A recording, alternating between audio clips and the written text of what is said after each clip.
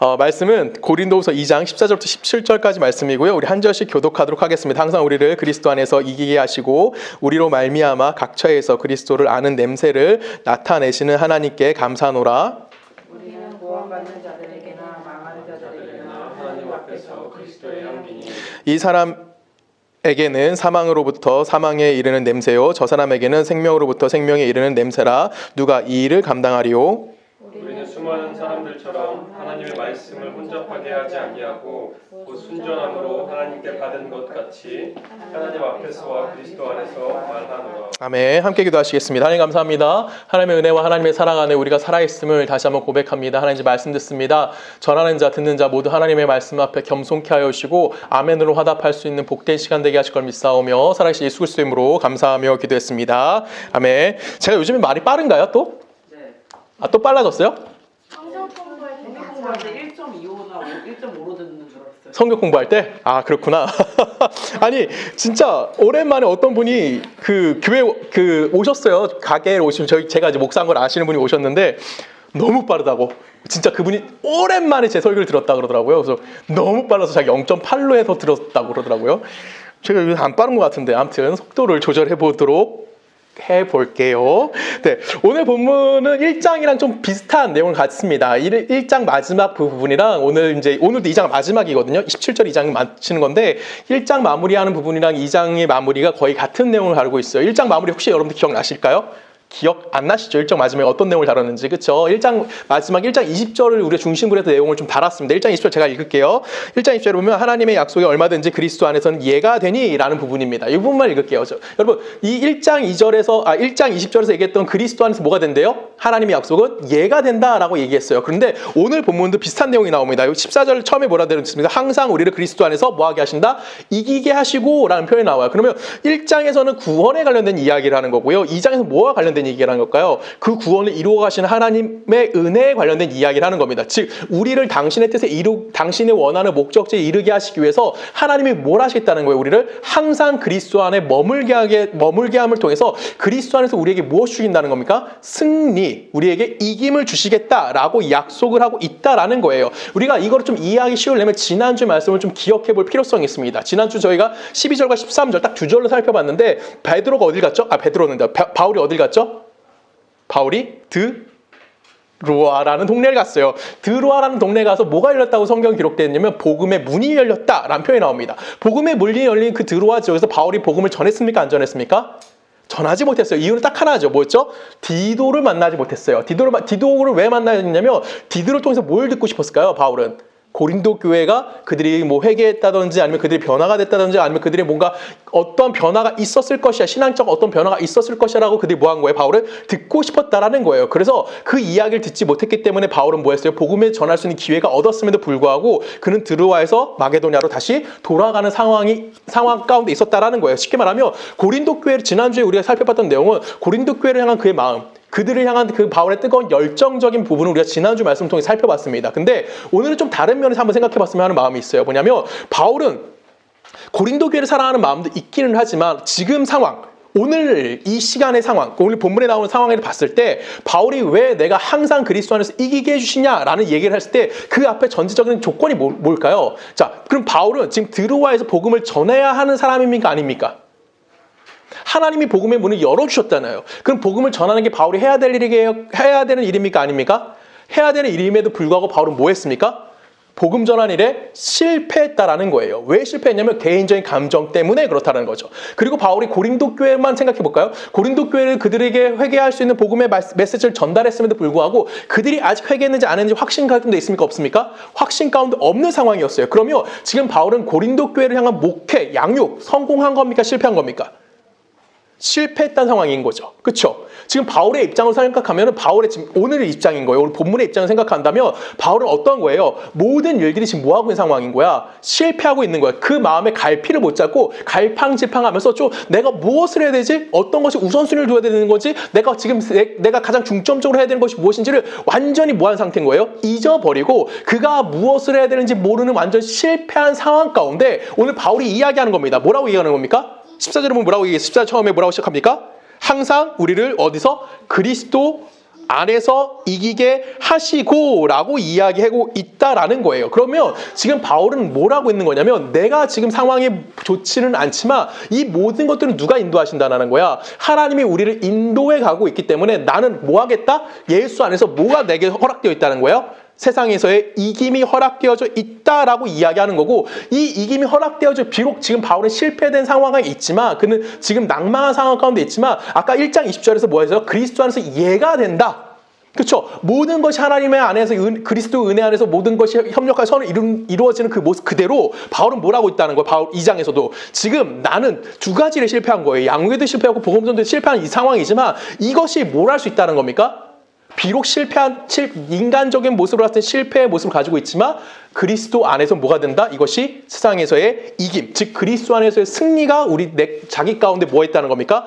허락되어져 있다라는 것을 바울은 뭐라 한 거예요? 인식하고 있었다라는 겁니다. 바울이 절망 가운데 무엇을 깨달은 거냐면 비록 나는 실패했지만, 비록 나는 넘어졌지만, 비록 나는 낭패된 삶을 살고 있지만 뭐 하겠다는 거예요? 예수 안에서의 나의 삶은 뭐가 주어졌다는 겁니까? 승리가 내 안에 주어져 있는 거고, 그 승리를 가지고 나면 뭐 할 수 있다는 거예요? 다시 한번 일어나서 하나님의 일을 감당할 수 있다라고 이야기하고 있다라는 거예요. 근데 우리가 잘 생각해야 되는 건 뭐냐면 지금 이 바울의 실패했던 이 모습을 통해서 하나님이 우리에게 뭘 주시느냐를 고민해 봐야 된다는 겁니다. 하나님이 바울에게 무엇을 주신다고 얘기합니까? 자, 14절 제가 한번 읽을게요. 항상 우리를 그리스도 안에서 이기게 하시고 우리로 말미암아 각처에서 그리스도를 아는 냄새가 뭐하게 하신대요? 나타나게 하신다라고 하면서 누구에게? 하나님에게 감사하겠다라고 이야기하는 겁니다. 지금 바울은 완전히 실패한 상황인 거예요. 그럼에도 불구하고 나를 통해서 무엇이 나타난다고요? 하나님의 일하심이 세상 가운데 드러나게 되는 거고, 그 드러남을 통해서 바울은 뭐를 인정하는 거예요? 하나님이 나와 함께하고 있다라는 거.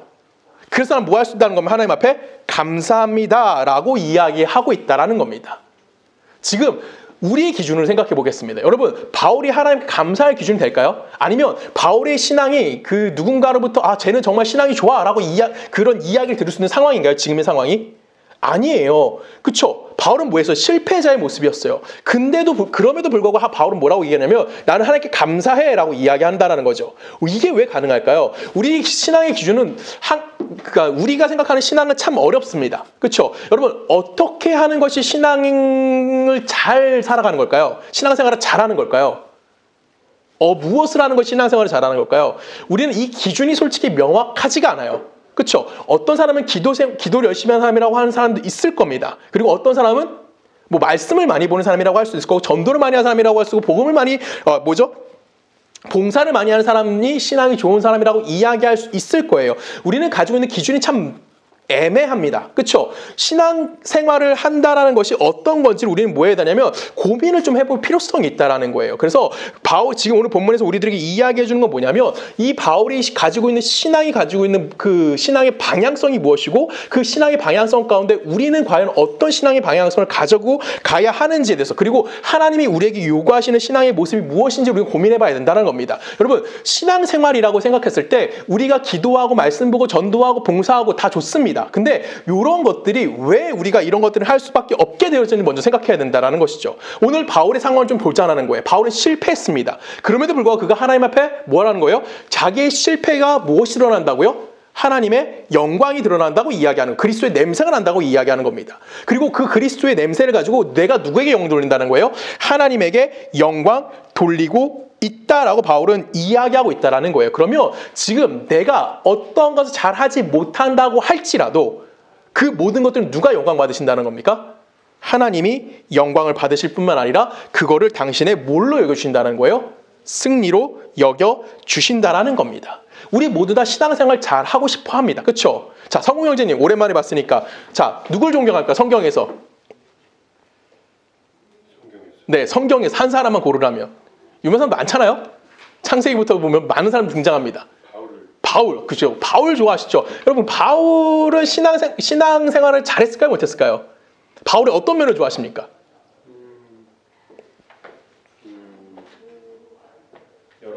여러 가지면. 저도 바울 좋아합니다. 전 바울의 신앙에서 가장 본받고 싶은 인내하는 모습이에요.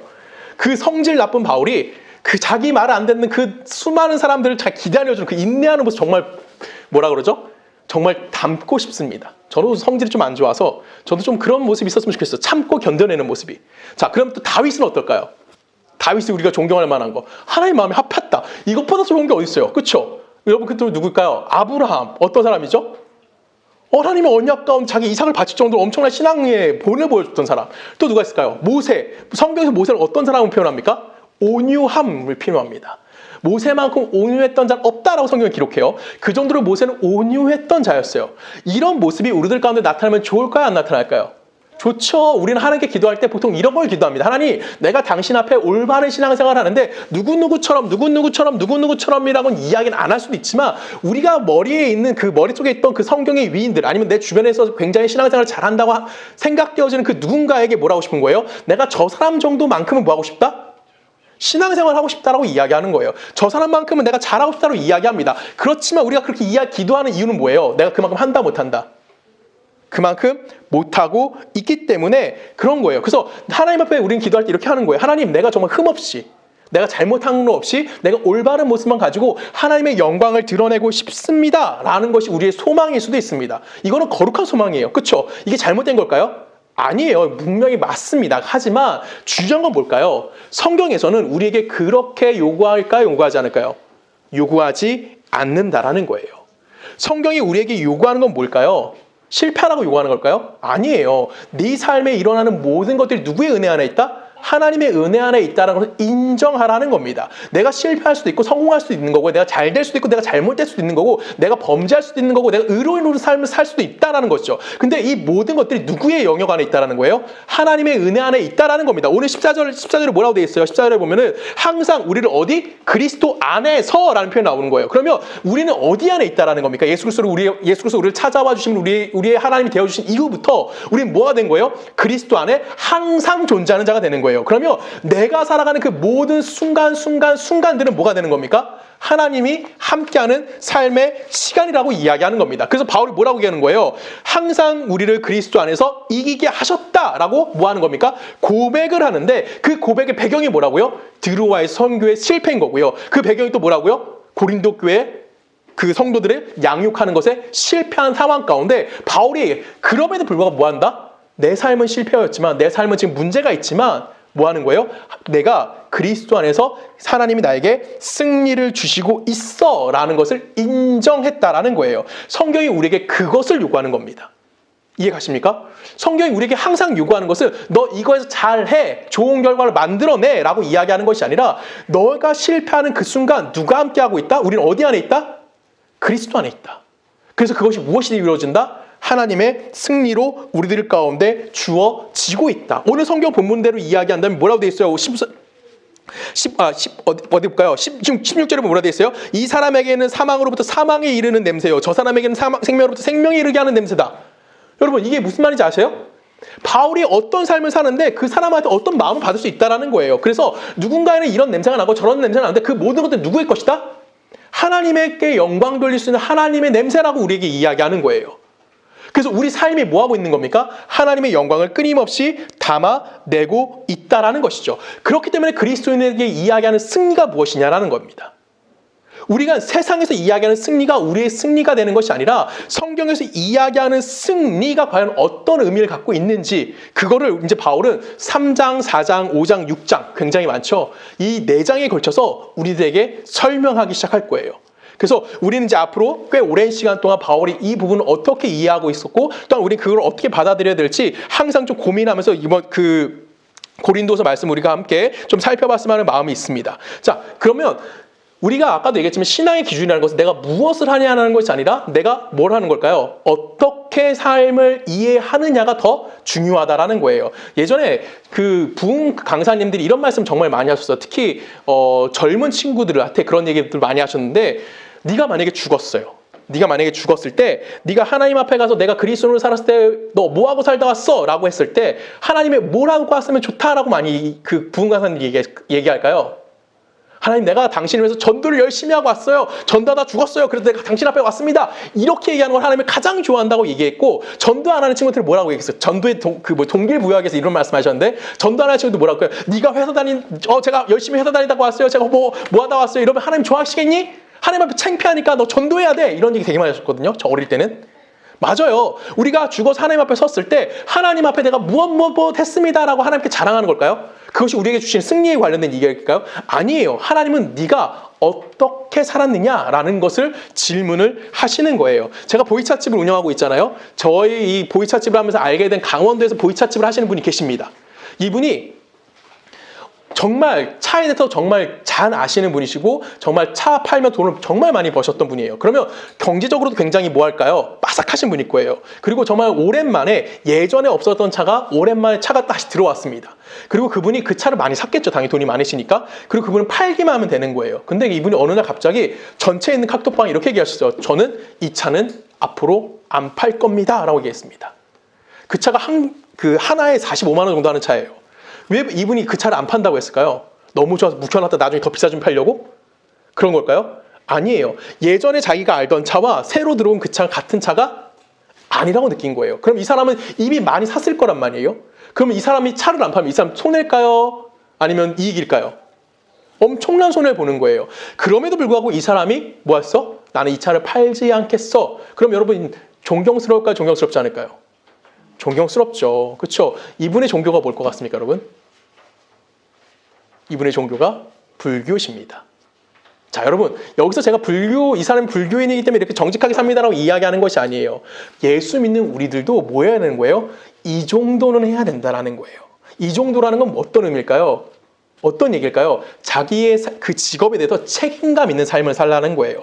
보이차를 파는데 경제적 이익을 위해서 어떤 걸 하지 말고 내가 좋은 차를 팔겠다고 마음 먹었다면 그 차가 잘못된다 느껴지면 뭐 해야 되는 거야? 안 하면 되는 거예요. 이해 가시죠? 지금 여러분의 직장에서 여러분 삶에서 우리는 그런 책임감을 가지고 있냐라고 질문 던지는 겁니다. 쉽게 생각하면 내가 막노동을 한다고 할지라도 막노동 속에서 막노동을 하는 노동자로서의 삶을 충실히 살아가고 있는지 아니면 내가 눈치 보면서 어디 가서 쉬면서 그 시간만 떼고다가 그 월급 받고 나오는지 이 이야기를 던지는 거예요. 여러분 내가 콩나물 장수를 하던 내가 뭘 하던 중요할까 중요하지 않을까요?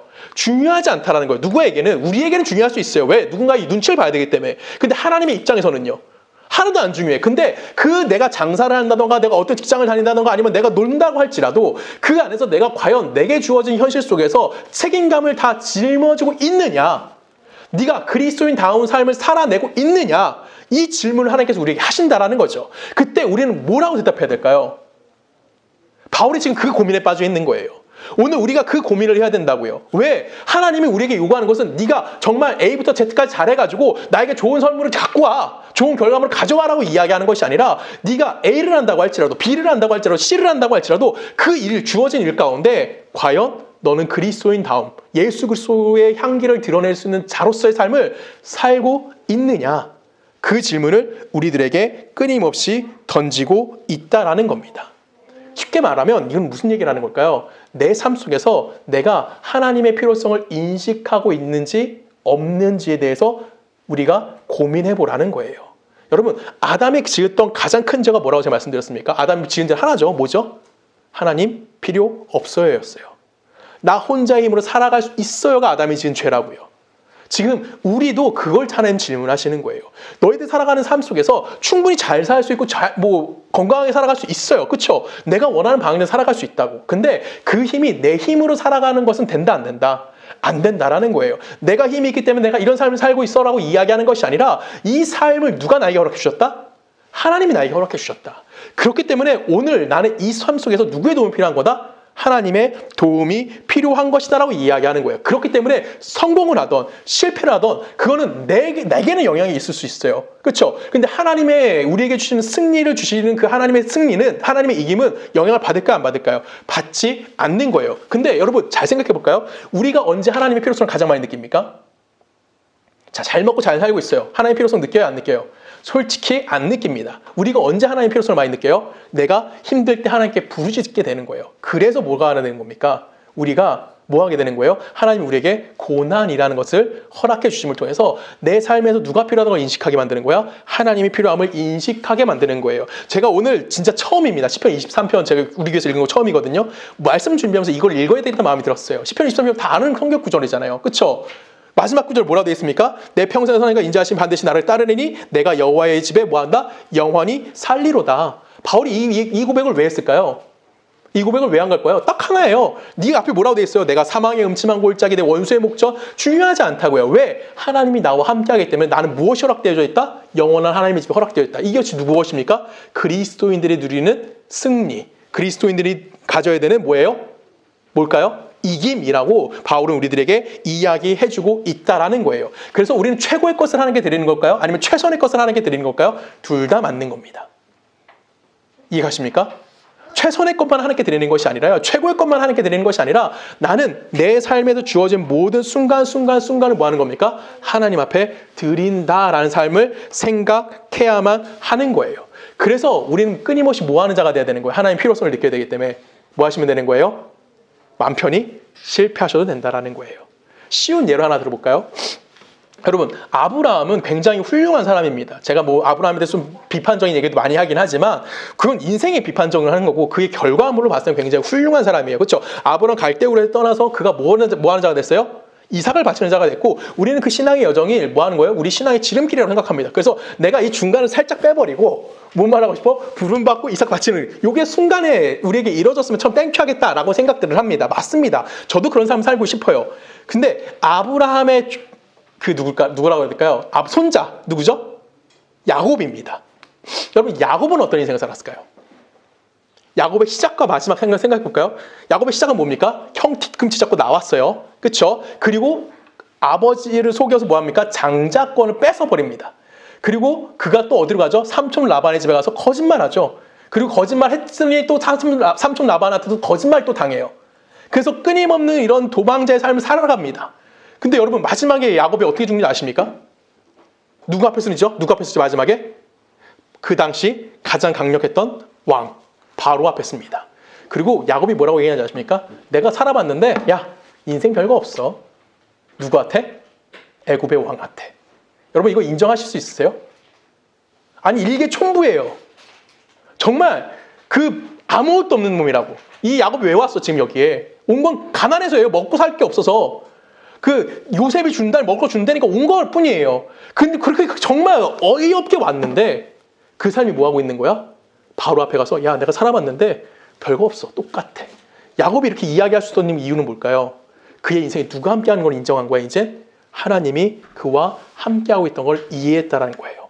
그러면 야곱이나 아니면 우리가 존경하는 아브라함이나 그의 결말은 같을까요? 다를까요?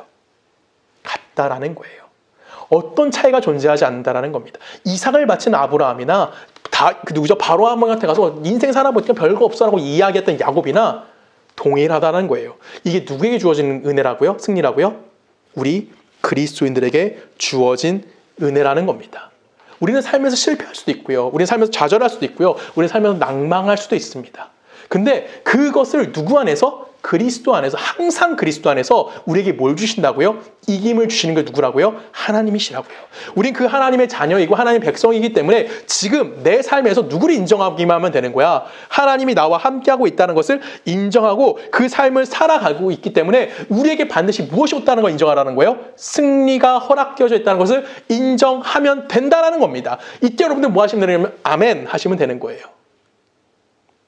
이게 누구의 삶인 겁니까? 그리스도인들의 삶인 거고요. 이것이 우리의 신앙인 거고 우리 서초동네 교회가 짊어진다는 표현 좀 그렇지만 우리 서초동네 교회가 항상 이 안에서 살아갔으면 하는 이 고백 안에 살아갔으면 하는 마음이 솔직히 목사의 심정입니다. 그래서 신앙싸움이라는 것은 내가 무엇을 해냈다라는 이야기를 하는 것이 아니라 신앙생활이라는 것은 내가 예수 믿는 자로서 믿음을 뭐 했다? 지켰다. 그러니까 우리는 신앙생활이어야 되는 거예요. 그 안에서 내가 흠도 없고 실패도 없고 좌절도 없는 신앙생활을 하고 싶은 거예요. 누구의 욕심인 거예요? 우리의 욕심인 거고 그 생각은 누구만 할 수 있어요? 예수의 승리가 무엇인지 아는 우리만 할 수 있는 거예요. 그러면 그렇게 생각하는 것이 잘못된 걸까요? 아니에요. 그건 거룩한 마음인 거예요. 이 거룩함은 누구만 갖고 있는 거야? 하나님의 마음을 알고 있는 우리들만 갖고 있는 거고 그 마음을 우리가 갖고 있기 때문에 승리가 우리 안에 있다는 것을 우리는 인식하고 나가야만 한다는 겁니다. 우리 성경을 좀 읽어볼까요? 고린도서로 갑니다. 3장이에요. 3장 3절부터 읽겠습니다. 우리 한 절씩 교독하도록 합니다. 이거 세 번역으로 쓴 거예요. 여러분은 분명히 그리스도께서 쓰신 편지입니다. 우리는 그것을 작성하는 데 봉사하였습니다. 그것은 먹물로 쓴 것이 아니라 살아계신 하나님의 영으로 쓴 것이요 돌판에 쓴 것이 아니라 가슴판에 쓴 것입니다. 우리는 그리스도로 말미암아 하나님께 확신을 가지고 우리가 이런 일을 할 수 있는 자격이 우리에게 낮다고 생각하지 않습니다. 우리의 자격은 하나님에게서 납니다. 하나님께서 우리에게 새 언약의 일꾼이 되는 자격을 주셨습니다. 이 새 언약은 문자로 된 것이 아니라 영으로 된 것입니다. 문자는 사람을 죽이고 영은 사람을 살립니다. 자, 바울이 지금 우리에게 뭐를 얘기하고 있습니까? 내가 지금 너희들한테 어떤 이야기를 할 수 있다라는 것은 누구의 은혜다? 하나님이 나에게 주신 힘이다라는 거예요. 내가 내 힘대로 하는 것이 아니라 내가 누구의 힘대로 우리의 자격은 누구로부터 왔다? 하나님부터 왔다. 5절 마지막에 그렇게 돼 있죠. 내가 너희들에게 이렇게 이야기할 수 있는 자격은 누구로부터 온 거야? 하나님부터 온 거고 내 실력이다 아니다? 내 실력이 아니다라고 이야기하는 거. 6절 또 뭐라고 얘기해요? 하나님께서 우리에게 새 언약의 일꾼이 되는 무엇을 주셨다? 자격을 주셨다라고 이야기하면서 그 자격이 뭐래요? 어떤 사람은 죽이는 거고요. 어떤 사람은 뭐 한대요? 살리는 것으로 우리에게 주셨다라고 얘기합니다. 이건 누구에 얘기하는 거야? 문자는 율법인 거고 율법은 누구 얘기하는 거죠? 모세를 얘기하는 거예요. 쉽게 말하면 모세가 이런 역할을 감당했다라는 얘기인데 모세가 백성들에게 주는 역할이 모세가 백성에게 준 게 뭐죠? 율법이에요. 그럼 율법으로는 뭘 깨달을 수밖에 없어? 죄를 깨달을 수밖에 없고 율법으로는 뭘 할 수밖에 없는 거야? 죽이는 능력밖에 누구에게 존재하지 않는 거야? 모세에게 존재하고 있다라는 거예요. 모세가 가진 능력은 사람을 뭐 하는 능력이었어? 죽이는 능력밖에 없었다라는 거예요. 그럼에도 불구하고 우리 모세를 뭐 한 사람이라고 표현해요? 온유한 자라고 표현하잖아요. 성경에서. 그러면 내가 이제는 여러분한테 무엇이 있어요? 율법에서 여러분들 뭐 하셨어요? 자유함을 얻으셨잖아요. 우리는 이제 우리 마음에 무엇이 있다고요? 성령의 법이 있다고요. 그럼 성령의 법을 갖고 있으면 우리는 죽이는 역할을 하는 거야? 살리는 역할을 하는 거야? 살리는 역할을 하는 거죠. 그러면 모세는 어땠을까요? 성경 좀 읽어볼까요? 7절부터 읽을게요. 돌판에다가 문자를 새긴 율법을 선포할 때에도 광채가 났습니다. 모세가 뭐 했다고? 광채가 났다고. 계속 읽을게요. 그래서 이스라엘 자손들은 모세의 얼굴에 나타난 그 광채 때문에 비록 곧 사라질 것이었지만 그의 얼굴을 똑바로 쳐다볼 수 없었습니다. 죽음에 이르게 하는 직분에도 이러한 영광을 따랐는데 유죄를 선고하는 직분에서 영광이 있었으면 의를 베푸는 직분은 더욱더 영광이 넘칠 것입니다. 여러분 이해 가시죠? 무슨 말인지 아시겠죠? 그러면 우리는 이제 뭐 하는 자들이에요? 우리는 살리는 자들이잖아요. 그리스도의 영을 가지고 있는 자들이잖아요. 모세는 뭐 했어? 그의 후광이 있었다고. 그의 광채가 났다고. 그래서 백성들이 모세도 뭐 했어? 쳐다보지도 못할 정도로 모세의 광채가 났다고. 근데 그 광채는 뭐 한 거야? 영원한 거였었죠? 아니죠. 곧 사라질 것이라고 써 있잖아요. 그럼에도 불구하고 사람들이 그를 쳐다보지도 못할 정도로 그가 광채가 났는데 지금 여러분들은요. 누가 있어요? 여러분들 안에? 성령님이 계시죠. 우리를 위해서 누가 중보기도 하고 계신다고? 하나님 우편에서 하나님이 예수 그리스도 우리를 위해 중보기도 하신다고요. 우리는 뭘 하는 영들이에요? 죽이는 영입니까? 살리는 영을 갖고 있습니까? 살리는 영을 가지고 있는 우리들이에요. 그러면 우리는 어떤 걸 드러내는 거야? 당연히 우리의 모든 삶은 하나님의 영광을 드러내는 삶을 살 수밖에 없다라는 겁니다. 여러분 바울은 실패했어요. 바울은 낭망했다고요. 바울은 지금 전도도 못하고 있고요. 그가 양육도 실패했다고요. 그 바울은 불만인 거야. 내가 니들 열심히 가르쳤는데 너희들 왜 내 말 안 들어? 왜 이렇게 너희들 속상하게 만들어? 그래서 난 지금 너무 속상해. 난 아무것도 못하겠어. 갈팡질팡하고 있는 바울 앞에 하나님 뭐라고 얘기하신다고요? 아니야. 너희는 항상 어디 앞에 있는 거야? 그리스도 안에 있는 거야. 너에게 뭐가 허락되어 있다고요? 승리가, 이김이 허락되어져 있어. 그렇기 때문에 넌 뭐 하는 거야? 다시 한번 일어서서 하나님의 일을 감당하라고 이야기하는 겁니다. 그 감당하라는 것은 전도하라는 얘기일까요? 가서 양육하라는 얘기일까요? 아니에요. 그 시간, 오늘의 주어진 시간 가운데는 뭐하라? 하나님의 말씀에 순종하는 삶을 살아내라. 쉽게 말하면 그리스도인의 책임감을 가지고 삶을 살아라고 얘기하는 거예요. 그 직분 안에 무엇이 담긴다고요? 무엇이 담긴데 마지막에 보면은 더욱더 영광이 넘칠 것입니다. 여러분 얼굴에 무엇이 가득하다는 겁니까? 이미 하나님의 영광이 가득하다라는 거예요.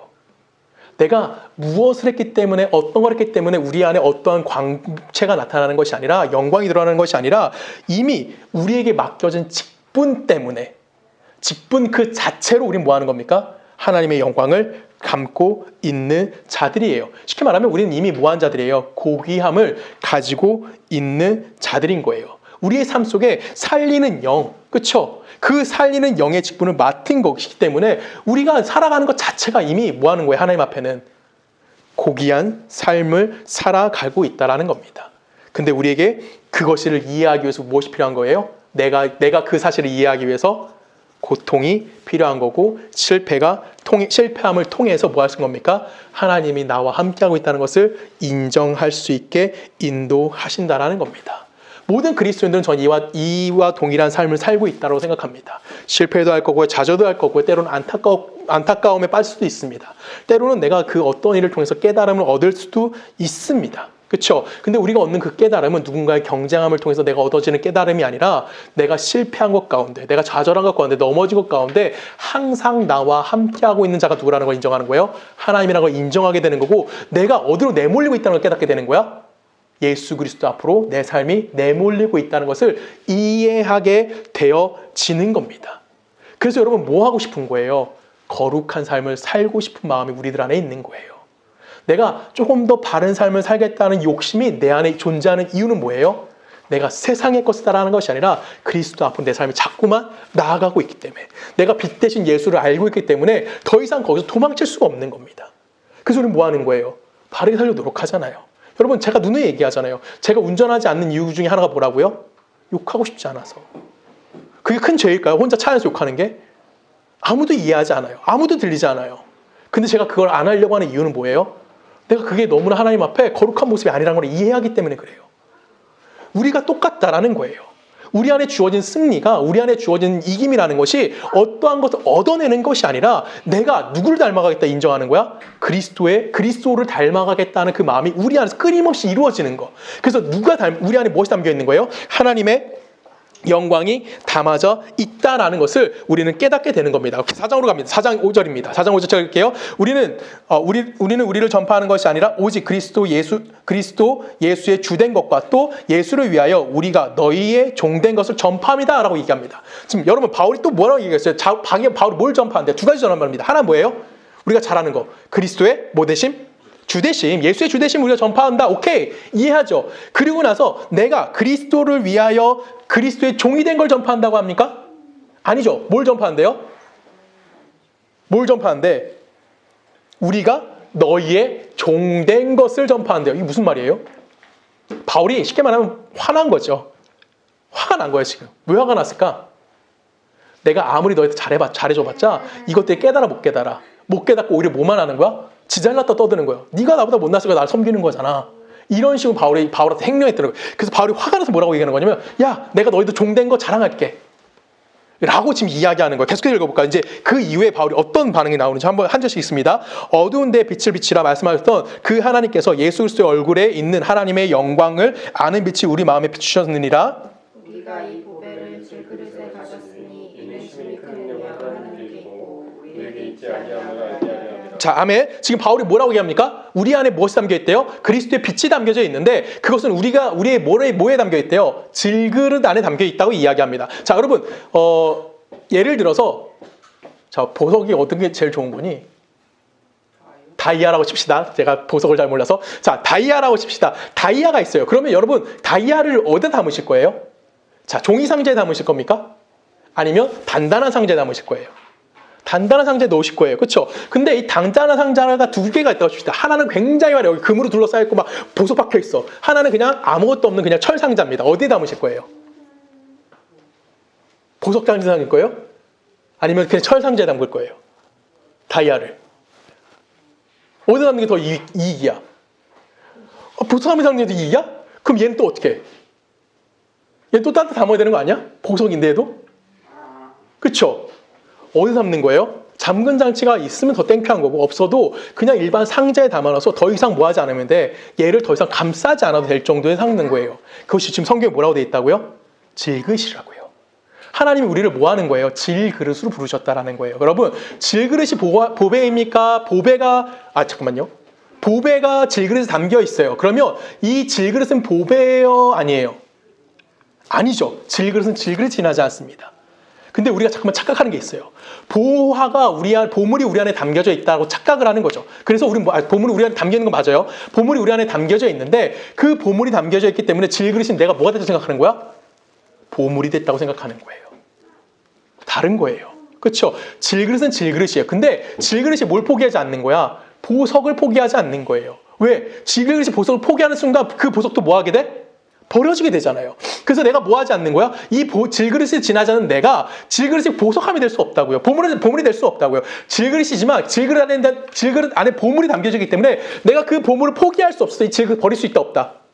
없다라고 이야기하는 겁니다. 이해가시죠? 그것이 누구의 마음인 거예요? 하나님의 우리를 향한 마음인 거예요. 우리는 뭐에 지나지 않아요? 질그릇이 지나지 않는다고요. 지금 바울이 그렇게 얘기하는 거예요. 야, 너희는 질그릇이야. 나는 질그릇이야. 근데 그 안에 무엇이 담겨 있어? 예수 그리스도의 보물이 담겨 있다고요. 그렇기 때문에 우리 그 보물을 포기할 수 없기 때문에 하나님 우리 질그릇 버리신다 안 버리신다? 버리지 않는다. 우리는요. 나도 포기할 수 없다고 얘기하는 거예요. 왜? 이미 난 뭘 알고 있기 때문에. 보석이 내 안에 담겨져 있다는 것을 알고 있기 때문에. 예수 그리스도 내 안에 있다는 걸 내가 인정했어. 근데 내가 예수는 될 수 없어. 근데 내가 예수를 담고 있기 때문에 나는 어떤 존재가 된 거야? 그 질그릇은 귀한 거예요. 얘 버릴 수 있어요? 없잖아. 다이아가 만약에 캐럿인가요? 한 10캐럿짜리가 있다고 칩시다. 얼마인지 모르겠지만 그거를 내가 질그릇에 담아놨어. 그럼 이거 버릴 거야? 버리면 모두 버려줘야 돼. 보석도 버려야 되는 거잖아요. 그래서 이건 버릴 수 있다 없다? 없다라는 겁니다. 우리 그리스도의 정체성이 여기 있다라는 거예요. 나는 질그릇 지나지 않아. 나는 보석이 될 수 없다고요. 우리의 정체성은 질그릇이에요. 정말 흠이 많고 쓸데없는 것이라고요. 그럼에도 불구하고 내가 이걸 포기하지 못하는 이유는 딱 하나인 거죠. 우리의 인생을 포기하지 못하는 이유는 그 인생 안에 예수 그리스도라는 보석이 담겨져 있기 때문에 우리는 그것을 절대 포기하지 않는 거예요. 근데 우리는 종종 이런 자기가 보석이라고 생각하는 사람들 가끔 보죠. 대충 누구죠? 교회에서 자기가 보석이라고 생각하는 사람들? 목사님들. 그렇죠. 목사님들이, 많은 목사님들이 그렇죠. 야, 내가 주의 복음을 전하는 주의 사자야. 나한테 뭐해? 나를 잘 섬겨. 여러분 이런 거 조심하셔야 됩니다. 분명히 목사를 섬기는 건 해야 되는 거 맞아요. 근데 그 사람이 보물이 아니라고요. 이해 가시죠? 이걸 여러분들이 헷갈리시면 안 돼요. 옛날 할머니 할아버지는 많이 헷갈리셨어요. 우리 목사님하고 막 떠벌었었어요. 그렇죠? 저를 떠받드는 그 할머니도 많았어요. 목사니까, 전도사였으니까 그분들 입장에서는 떠받들어야 되는 거야. 우리가 뭐가 된 거야? 우리가 보물이 됐다라고요. 그건 잘못됐다고요. 똑같은 뭐예요? 우리는 질그릇에 지나지 않는 거예요. 그럼 질그릇에 지나지 않으면 여러분의 능력이 여러분 안에 있어요, 없어요? 우리 안에 아무런 능력이 없는 겁니다. 우리는 정말 아무것도 아닌 거예요. 그래서 내게 능력 주시는 자 누굴 깨닫게 되는 겁니까? 예수를, 하나님을 배워가는 삶을 살아가야만 한다라는 겁니다. 바울은 분명히 좀 전에 뭐했어? 화냈다고. 야, 내가 니들이 잘해봤더니 니들이 나를 무시했어? 화냈다고. 내가 너희들이 종된 걸 전파하겠다. 예수의 주됨도 전하면서 내가 너희들 종된 걸 전하겠다고. 예수의 종된 게 아니라 니들이 종된 걸 전한다고. 바울이 화냈어요. 근데 그 뒤에 내가 그 삶을 살아가야 되는 이유가 뭐라고요? 나는 질그릇이기 때문에. 우리도 똑같은 겁니다. 계속해 읽어볼까요? 제가 8절 읽을게요. 8절에 보면 이렇게 봅니다. 우리가 사방으로 우겨싸움을 당하여도 싸우지 아니하며 답답한 일을 당하여도 낙심하지 아니하며, 제가 계속 읽을게요. 박해를 받아도 버림받지 아니하며 헛구러뜨림을 당하여도 망하지 아니하고 우리가 항상 예수의 죽음을 몸에 짊어짐은 예수의 생명이 또한 우리 몸에 나타나게 하려 뭐다? 함이다. 아멘이십니까? 우리가 그 삶을 살아가야 되는 이유는 뭐예요? 우리 안에 무엇이기 때문에? 예수의 존재성이 있기 때문에 우린 그 삶을 살아갈 수밖에 없는 겁니다. 그래서 여러분 교만할 수 있습니까? 우리가? 없어요. 왜? 우리는 질그릇이기 때문에. 질그릇이 낙심한다고 보물을 버릴 수 있을까요? 없습니다. 왜? 그럼 보물이 사라져버리기 때문에. 그래서 우리는 그 속에서 뭐 하는 겁니까? 질그릇이라는 것을 끊임없이 깨닫게 되어지는 거예요. 우리의 삶에서 낙심되어지고 우리의 삶에서 비참한 속에서 우리는 끊임없이 하나님 되심, 그 우리가 알아야 될 가치를 뭐 하게 되는 겁니까? 이해할 수 있게 되어진다라는 거예요. 이것이 우리 삶에서 끊임없이 요구되어지는 삶을 살아야 한다라는 겁니다. 내가 질그릇다워야 하지만 뭐 할 수 있는 거야? 그 안에 있는 보물이 보물로서 역할을, 보석이 보석으로서 역할을 해낼 수 있게 되어지는 것을 우리는 알게 되어진다라는 겁니다. 무엇을 통해서? 내가 질그릇을 사는 걸 통해서. 오늘 바울의 입장을 끌고 오면 뭐 한 걸 통해서? 실패함 속에서. 내가 능력 없다는 것을 인식함 속에서 우리는 하나님의 예수의 복되심을 이해할 수 있게 되어지는 거예요. 그래서 4장의 결론이 이렇게 납니다. 16절 읽어볼게요. 16, 18절 한 절씩 있습니다. 그러므로 우리가 낙심하지 아니하며 우리의 겉사람 늙어지나 우리의 속사람 날로 새로워지는도다. 우리가 잠시 받는 생각에 더한 것이 지극히 크고 영광에 중한 것을 우리에게 이루게 하니 우리가 주목하는 것은 보이는 것이 아니요 보이지 않는 것이니 보이는 것은 잠깐이요 보이지 않는 것은 영원함이라. 바울이 뭐라고 얘기합니까? 17절에 우리가 잠시 받는 환난에 경한 것이 무엇과 비교되는 거예요? 하나님 나라와 비교되는 겁니다.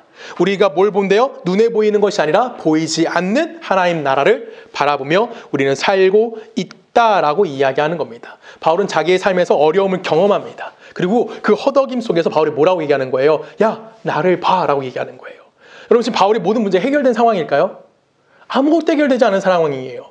자기는 실패한 것 가운데 지금 갇혀 있다고요. 쉽게 말하면 어떠한 구덩이에 빠져가지고 야 지금 구덩이 속에 있는 게 너무 힘들어. 근데 다시 좀 봐봐. 나 괜찮지 않아? 라고 외치고 있는 거라고요. 그럼 같은 구덩이에 있는 사람들 뭐라고 얘기할까요? 보게 되는 거예요, 바울을. 구덩이에서 빠져나가서 멋진 자리에 앉아서 야 너희들 나 성공한 거 봐 이렇게 외치는 것이 아니라 같이 실패한 그 현장에서 뭐 하고 있어요? 나를 봐. 나도 실패했지만 이 모든 것들 누가 인도하시는 거라고? 하나님이 내 삶을 인도하시는 거야. 그래서 나는 이 상황에서 내게 주어진 승리가 무엇이고 내게 주어진 하나님의 은혜가 무엇인지를 알고 있는 거야. 너희들도 나와 동일한 삶을 살고 있으니까 잊지 마. 무엇을? 바울을? 아니죠. 그리스도의 이김을. 우리가 항상 어디로 내몰린다고요? 그리스도 앞으로 내몰리고 있는 이 삶을 잊지 말라고 이야기하는 거예요. 이건 누구만 할 수 있는 겁니까? 우리만 할 수 있는 거예요. 예수를 알고 있고 예수가 누구인지 하나님이 어떠한 분인지를 알고 있는 우리들만 실패한 현장에서 누구를 볼 수 있는 거야? 하나님을 볼 수 있다고요. 누구와 함께? 서로 함께. 여러분 우리 안에서 성공, 신앙생활 정말 잘하는 사람 누굴까요? 아무도 없어요. 여러분 분노하지 않는 사람 있어요 여기서? 없잖아요. 여기서 화 안 내는 사람 있어요? 없잖아요. 거짓말하는 사람 있어요? 없잖아요. 나쁜 짓 하는 사람 있어요? 없잖아요. 나도 다 해.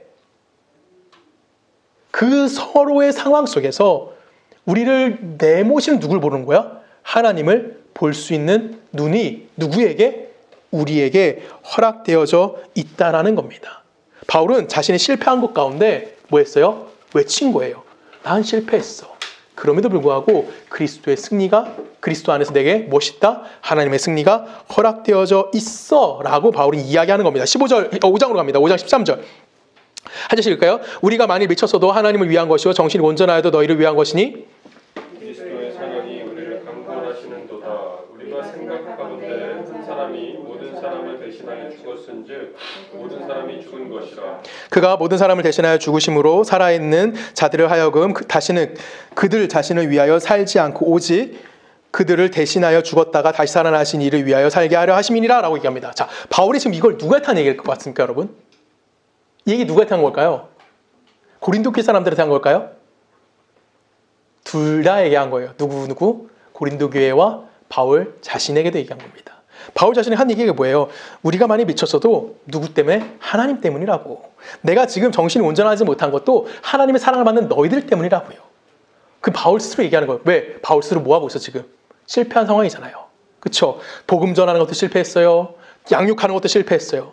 그래서 난 뭐 하는 거야? 실패했지만 자기에게 지금 말하는 거야. 야, 내가 실패한 게 아니야. 난 뭐 했어? 다시 살아나신 이를 위하여 살게 한다. 내 삶은 그리스도를 위해 살게 되어 있는 거기 때문에 나는 그 삶을 뭐 할 수 있는 거야? 살아갈 수 있어. 난 절망하지 않을 거야. 난 실망하지 않을 거야. 왜? 나는 내 삶 누구일 것 같기 때문에 내 안에 계신 그리스도의 삶을 드러내는 삶이었기 때문에 그런 삶을 살 거야 라고 얘기하는 겁니다. 계속 있습니다. 16절. 그러므로 우리가 이제부터 어떤 사람은 육신에 따라 알지 아니하노라. 비록 우리가 그리스도를 육신에 따라 알았으나 이제부터는 그같이 알지 아니하노라. 누구든지 그리스도 안에 있으면 새로운 피조물이라. 이전 것은 지나갔으니 보라 새 것이 되었도다. 아멘. 자, 이게 무슨 말일까요? 자, 앞에서부터 볼까요? 17절만 볼게요. 그런즉 누구든지 그리스도 안에 있으면 새로운 피조물이라. 이전 것이 지나갔으니 보라 새 것이 되었도다. 바울이 지금 뭐라고 얘기했어? 그 앞에? 야, 내가 실패자의 삶을 살았지만 나는 아무것도 아니야. 그러면 왜 아무것도 아니야? 라고 얘기할까? 실패가. 내가 그리스도 안에서 무엇이 됐기 때문에? 새로운 피조물이 됐기 때문에. 그러면 다른 사람들은요? 똑같은 거죠. 바울이 그 얘기를 하는 거예요. 이 새로운 피조물이 됐다는 것은 야, 예수님 때문에 다 새로워진 거야. 내 눈에는 실패자일 수 있지만 그리스도 안에서 이 사람은 뭐야? 하나님의 영광을 담아있는 하나님의 가장 완전한 새로운 피조물이야. 그렇게 되면 그 사람을 판단하면 돼? 안 돼? 안 돼. 내가 실패했던 것처럼 실패한 거 무엇이 문제인데? 그 안에 누가 있는데? 하나님이 존재하고 있는 거야. 그렇게니까 넌 뭐 하지 마? 낙심하지 마. 지금 네 삶 속에서 네가 좌절됐고 네가 실패했고 네가 넘어졌어? 낙심하지 마. 왜? 우린 그리스도 안에서 뭔 자야? 새로운 피조물이라고. 그쵸? 내가 지금 예를 들어볼게요. 제가 아까 좀 전에 얘기 들었기 때문에 자, 애를 키우는데 힘들어. 분노해. 짜증이 나. 그쵸? 근데 그것이 뭐예요? 새로운 피조물로 주어진 책임이라고요. 그래서 그 삶을 우리는 뭐 해야 되는 거야? 살아가야 된다고 시 때문에. 이해 가시죠? 분노해. 솔직히 안 하는 게 말도 안 돼요. 그쵸? 제가 일어나서 울어봐. 얼마나 힘든데. 그럼에도 불구하고 우리는 그 영혼을 사랑할 수밖에 없는 이유는 뭐예요? 내가 뭐한 존재가 된 거야? 그리스도 안에서 새로운 피조물의 삶을 살아가고 있는 거예요. 그렇기 때문에 난 뭐 해야 되는 거야? 이해해야 되는 거고 낙심하지 않고 끊임없이 하나님의 일하심 가운데 내 삶을 드릴 수 있는 자가 되어져야만 하는 겁니다. 우리 마지막 바울의 고백을 좀 읽어볼까요? 우리 6장 갑니다. 6장 3절 한 절씩 읽을까요? 우리가 아직 직분의 비방을 받지 않게 하려고 무엇이든지 아무에게도 꺼리끼지 않게 하고 우리 모든 일에 하나님의 일꾼으로 자천하여 많이 견디는 것과 환난과 궁핍과 고난과 매맞음과 갇힘과 난동과 수고로움과 자지 못함과 먹지 못함 가운데서도 깨끗함과 지식과 오래 참음과 나비함과 성령의 감화와 거짓이 없는 사랑과 진리의 말씀과 하나님의 능력으로 의의 무기를 좌우해 가지고 영광과 역됨으로 그러했으며 악한 일과 아름다운 이름으로 그러했느니라. 우리는 속이는 자 같으나 참되고 무명한 자 같으나 유명한 자요 죽은 자 같으나 보라 우리가 살아있고 징계를 받는 자 같으나 죽임을 당하지 아니하고 의심받은 자 같으나 항상 기뻐하고 가난한 자 같으나 많은 사람을 부유하게 하고 아무것도 없는 자 같으나 모든 것을 가진다. 아멘. 자 여러분 이 말씀이 이제 이해 가시죠? 그쵸? 바울이 지금 뭐라고 얘기했어요? 나 너무너무 힘들어. 나 진짜 세상 가운데 너무 고통스러워. 근데 난 뭐 하지 않은 거야? 실패하지 않은 거야 라고 바울이 이야기하는 거예요. 이 긴 성경이잖아요. 3절부터 10절까지 깁니다. 여기서 하는 말은 딱 하나예요. 나 힘들어. 살아가는 게 만만치가 않아. 정말 힘들어 죽겠어. 세상이 호락호락하지 않아. 내 뜻대로 이루어지지 않아. 나는 맨날 넘어져. 근데 난 뭐 하는 거야? 그 안에서 뭐 하고 있어요? 그리스도의 부유함을 누리고 있는 자야 라고 이야기하는 거예요. 우리가 예수 믿으면서 이렇게 얘기할 수 있어요. 사탄아 뒤로 물러가라. 얼마나 멋있어요. 근데 사탄이 싹 물러가면 너무 땡큐 하겠죠. 근데 여러분 그런 경험이 있으십니까? 없잖아요. 우린 좌절하고요. 우리는 울기도 할 거고요. 절망도 할 겁니다. 이것이 우리에게 당연한 일이라고요. 이것이 누가 경험한 거냐면 바울이 경험한 겁니다. 우린 바울이 어떻게 성공했는지에 집중하는 것도 좋습니다. 근데 오늘 우리는 바울이 어떻게 좌절했는지에 조금 더 집중해야만 하는 거예요. 왜? 그 좌절하심 가운데 하나님이 그에게 깨닫게 하신 것을 우리에게 주시는 겁니다. 우리가 얻어야 되는 승리라는 것은 좌절 가운데 알게 되는 승리인 거고요. 실패 가운데 하나님이 승리하시는 것이 무엇인지 알아야 되는 거예요. 세상의 기준으로 내가 어떤 걸 얻어냄을 통해서 승리를 거둬내드리는 것이 아니라 우린 뭐 하는 겁니까? 실패와 좌절과 실망 속에서 하나님이 이루시는 승리가 무엇인지를 깨달을 수 있는 자가 되어져야만 한다라는 겁니다. 예수 믿고 복 받는다. 이건 뭐예요? 동화예요. 예수 믿고 잘 먹고 잘 산다. 이건 뭐예요? 허구예요. 그쵸? 왜요? 하나님이 우리에게 그런 삶을 허락하지 않으시기 때문에 그래요. 하나님이 우리에게 허락하시는 현실은 뭐 하는 겁니까? 더 많은 실패와 더 많은 좌절을 경험하게 만드시는 겁니다. 왜요? 그 속에서 우린 뭘 깨닫게 하기 위해서 하나님이 이루실 승리가 무엇인지를 알게 하시기 위해서 세상에서 우리에게 주는 승리가 아닌 하나님이 우리에게 허락한 승리가 무엇인지를 알게 하는 거예요. 그래서 오늘 14절 다시 한번 읽어볼까요? 제가 읽을게요. 14절. 14절 뭐라고 되어 있습니까? 항상 우리를 그리스도 안에서 이기게 하시고 우리로 말미암아 각 처에서 그리스도를 아는 냄새를 나타내는 하나님께 뭐한다? 감사한다. 여러분이 누구의 냄새를 드러내는 자입니까? 그리스도를 아는 냄새, 하나님을 아는 냄새를 우리의 모든 절망 속에서 뭐 하게 되는 겁니까? 그리스도 안에서 하나님 앞에 한 걸음씩 더 전진해 나가는 모습으로 우리 가운데 서 있게 되어지는 겁니다. 여러분, 우리의 모든 실패와 우리의 모든 좌절은 그리스도께서 우리를 내몰아 가시는 거예요. 누구 앞으로? 자신의 앞으로. 그래서 거기서 누구를 보라고요? 나를 봐. 나는 지금 어디 있어? 세상에서 실패와 좌절과 모든 역경 속에서 승리해서 하나님의 보좌 우편에서 너희를 위해 기도하고 있잖아. 그 삶이 누구의 삶이라고요? 우리의 삶이라고요. 그래서 여러분 안에 능력이 있습니까? 없습니까? 없습니다. 우리는 질그릇에 지나지 않아요. 이 질그릇의 삶을 살아내야만 하는 겁니다. 그 삶이 남들 눈에는 안 좋아 보일 수도 있고요. 비참해 보일 수도 있습니다. 근데 그 삶이 누구에게 주어진 삶이에요? 우리가 그리스도 안에서 승리가 주어진 삶이라는 것을 여러분이 꼭 기억하시고 그 승리를 여러분 오늘 하루라도 한번 누려보셨으면 하는 마음이 있습니다. 저 역시 그 삶을 살기 위해서 끊임없이 노력하고 있고요.